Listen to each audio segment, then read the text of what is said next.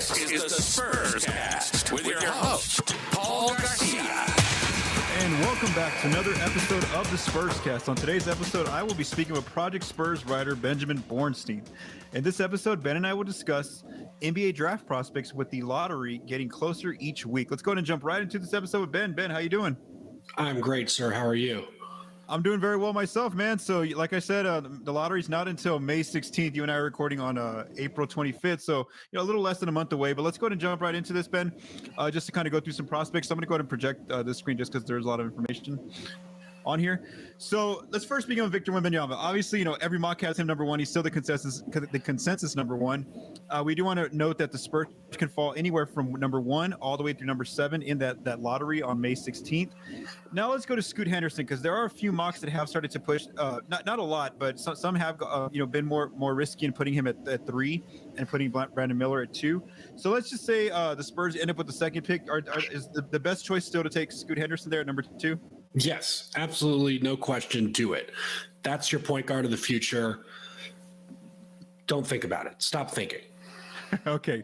And then, of course, if the Spurs end up at number 3, well, then most mocks have Brandon Miller there from Alabama at 6'9". Where do you think there? The Spurs are a team that has, definitely, they want the player who's really talented, but also, we know that he has some off-court issues, and that's one thing that San Antonio usually doesn't like to add to their locker room, where players who come in with some off-court issues. What do you think the Spurs might do there if they end up with number 3? If they end up with number 3, I am very much. Oh, man, that was tough. At 3, they very well could take Brandon Miller, call it a day, and say, we did our research, we feel good. Mm-hmm. Everything that he said in the interview checked out. We're fine. Okay, I would be okay with that for the most part.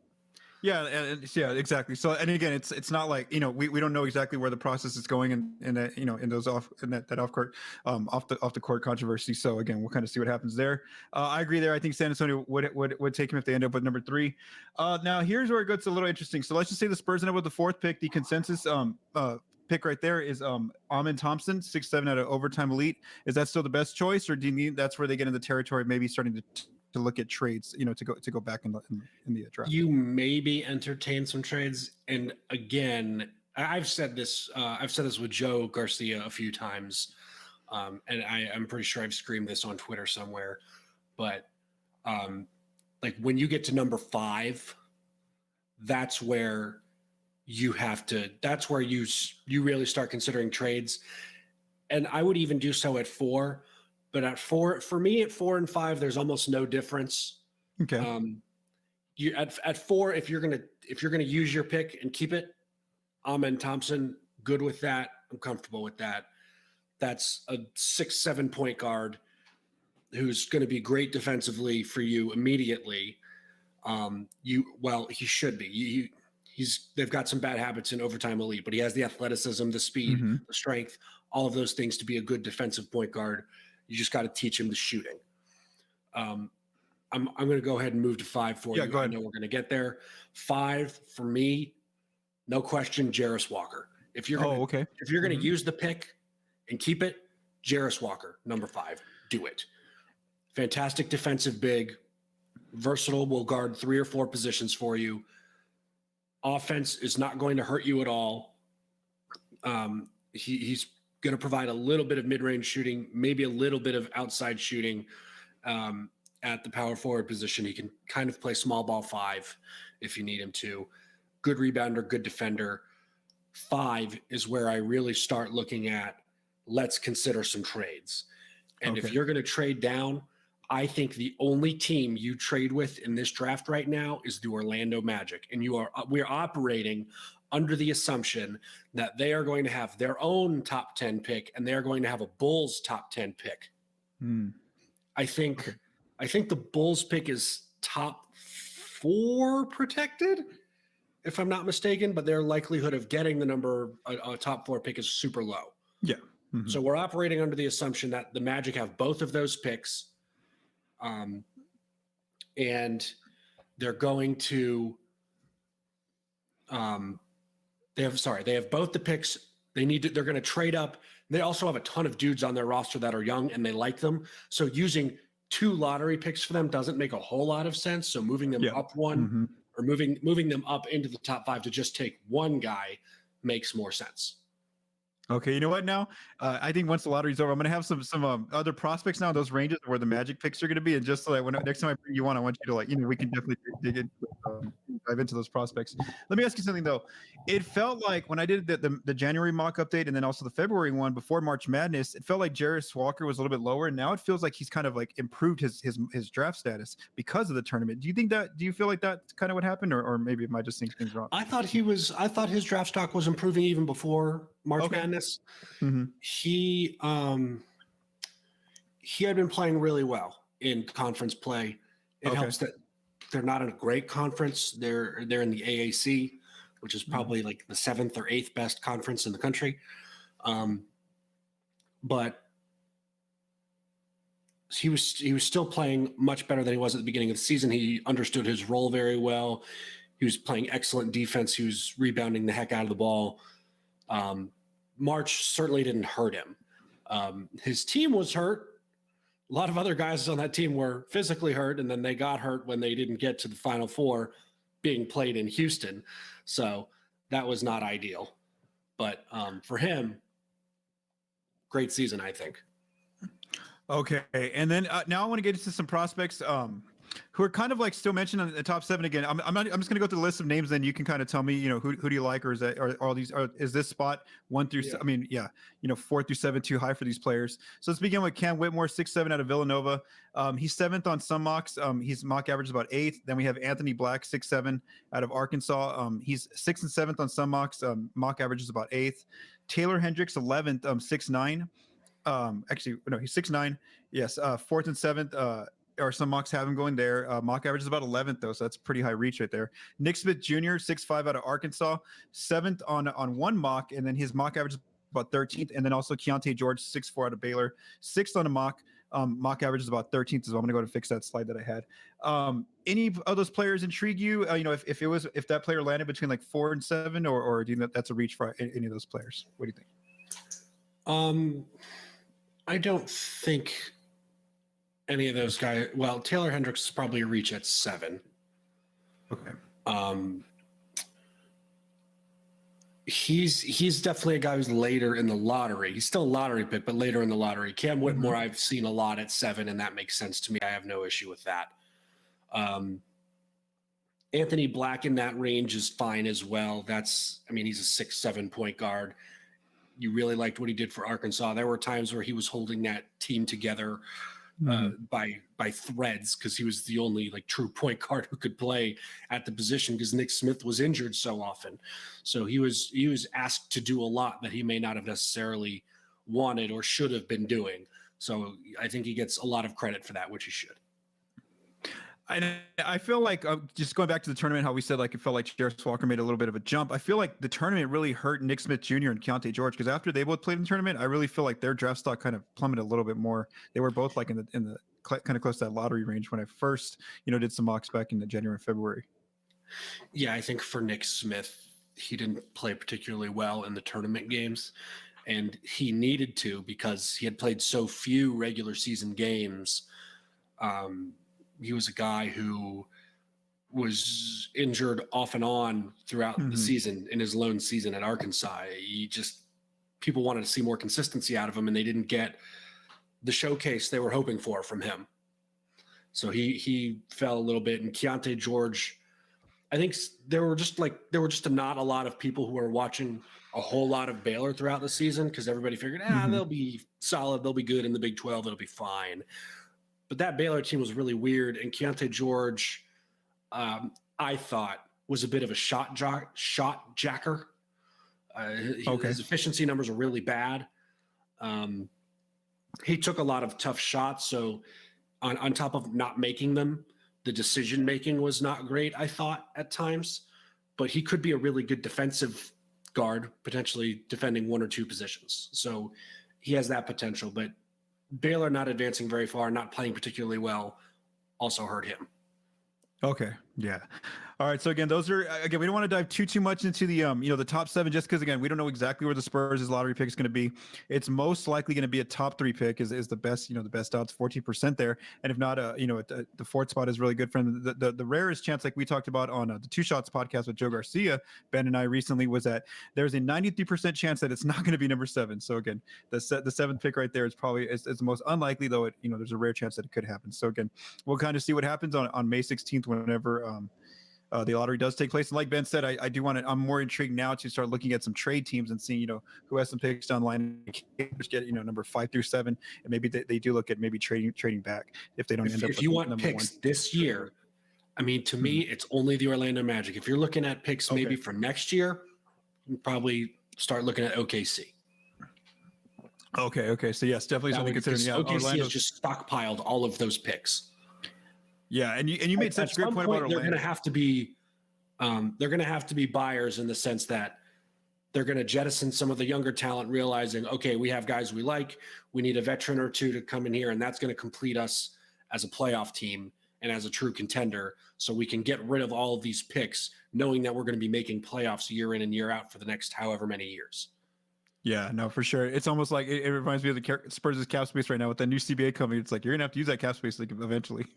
It's like you can't just have all that's going to be a nightmare to go through. So yeah, it won't start in year 1. All right, man. So now let's go to the second round. And again, these are just very early mock drafts.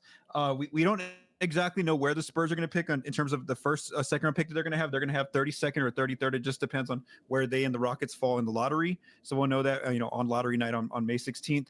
But we do know they're going to have the 44th pick, second round pick via the Toronto Raptors. So what we're going to do here, Ben, let's first focus on the 32nd/33rd range. We don't want to talk about every single one of these players, but any of these players intrigue you? Do you expect not to see these players there in the second round, or should the Spurs absolutely grab that player if they do fall by chance to the second round? So let's begin here. We have Bryce Sensabaugh, 6'6", out of Ohio State. He's expected to go to the first round. Mock average is 20th, but one mock did have him at 32nd.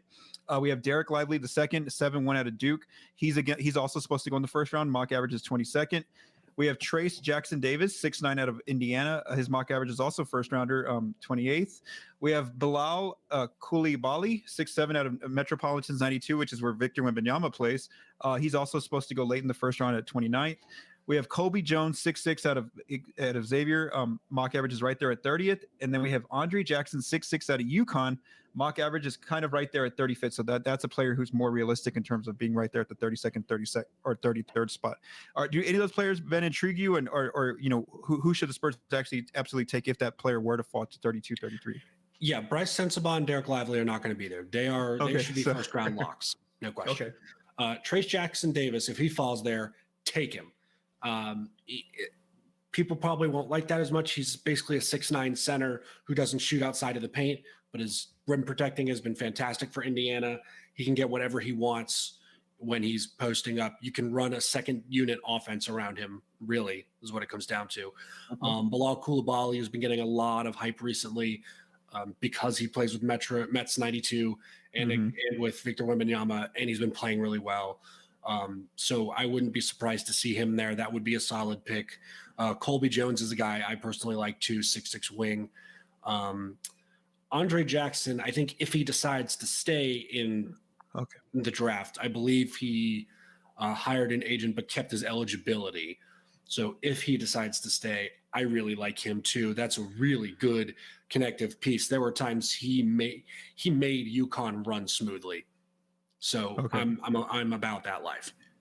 I'm glad you really brought that up right there. So yes, just for those, that have, gone through the lottery process before, kind of listening to the Spurscast, we do want to note though, like Ben said though, that there is an early, there's an early entry, withdrawal deadline kind of thing that's going to happen. I believe it's in sometime in June. I'll have to look it up at some point. But yes, so not all these players that we're going to talk about today may even end up staying in the draft. They may decide to go back to college or back to their professional team if they're overseas players, and maybe wait another year to come into the draft.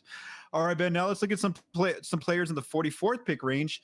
And again, just you don't talk about every single player here. Just is there anybody here who intrigues you? If that player were to fall there, should the Spurs absolutely take that player? So we have Nikola Jarace, 6'8" out of Mega Mozarts from Serbia.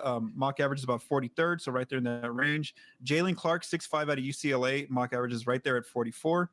Tristan Vukovic, 6'11", out of Serbia, mock average is about 50th, and then Imani Bates, 6'10", out of Eastern Michigan, mock average is about 51st. So Bates and Vukovic should be there, according to these mocks right now. Is there any of those players intrigue you? So I haven't gotten to look at any of the European guys yet, so I don't really have an opinion on Jarace, Vukovic. I don't have an opinion on either of those guys, but Jalen Clark at 44 would be really nice. Great defensive guard / wing. Probably was underrated at UCLA because they just had a lot of dudes. They legitimately had like 6 or 7 starters, and you just can't play all of them starter minutes. So I think he kind of got lost in there a little bit. But I like him. Imani Bates scares me. He's had some off-court issues. Oh, okay. And he was really bad at Memphis and needed to get out. And I think part of it was all of that mega hype that he got going into college. And on top of that, he went a year early, which I think hurt him. And then he kind of got to go to EMU after Memphis, try and reset. And he played much better, and he was a much different player. He was a much better player. But that's a guy who's also super skinny. He's going to have to put on weight at some point. I actually don't even know if he's worth a flyer at 44, but where you had him on your average mock at 50th, I'd probably feel fine. Okay. So it wasn't too much of a stretch. And then lastly, I meant to put this in these players in the notes, but let's just go straight to the Project Spurs homepage. I do want to mention 2 of the players you recently wrote about, and if you kind of give the Spurscast listeners, just some background on these players, and of course they can read the full profiles that you wrote there. On Project Spurs. So let's begin here. We have Isaiah Wong, and then we also have Cason Wallace. So I know you already talked about Trace Jackson Davis. Also, if you want to mention about Amari Bailey, those are 3 players that you recently wrote about. You want to say anything about those players? Yeah, Isaiah Wong, ACC Player of the Year, will score almost at will. He takes and makes difficult shots on the regular. If you can get him to lock in mentally on defense, he can be a good defender. He didn't always care too much because Miami said, we're just going to try to outscore you in a lot of their games. And they did. I mean, they were the best team in the ACC. So you can get away with that. As far as Cason Wallace goes, he's the best perimeter defender in this draft. No questions. The offense is okay. He's shown some flashes. I think he's capable of more because a lot of times when guys go to Kentucky, Coach Calipari doesn't feature them. And he doesn't let them play necessarily the style that they would like or that would be best for them. Great example of this, Karl Anthony Towns basically never shot threes for Kentucky, does that now as a much better offensive player. Bam Adebayo didn't do as much for Kentucky as he's doing for the Miami Heat. So there's certainly a precedent for Cason Wallace to come out and be a much different player than what he was in college and probably be better. And when you say he's like one of the premier defenders, are you talking about like he's like one of the lockdown defenders, or like one of those defenders like makes plays everywhere? It's just kind of involved in everything and blowing plays up. That's that kind of defender. I mean, definitely a lockdown guy on ball, but he shoots passing lanes pretty well and anticipates fairly well. Okay. But I would say he's probably more known as like as a really lockdown on ball defender.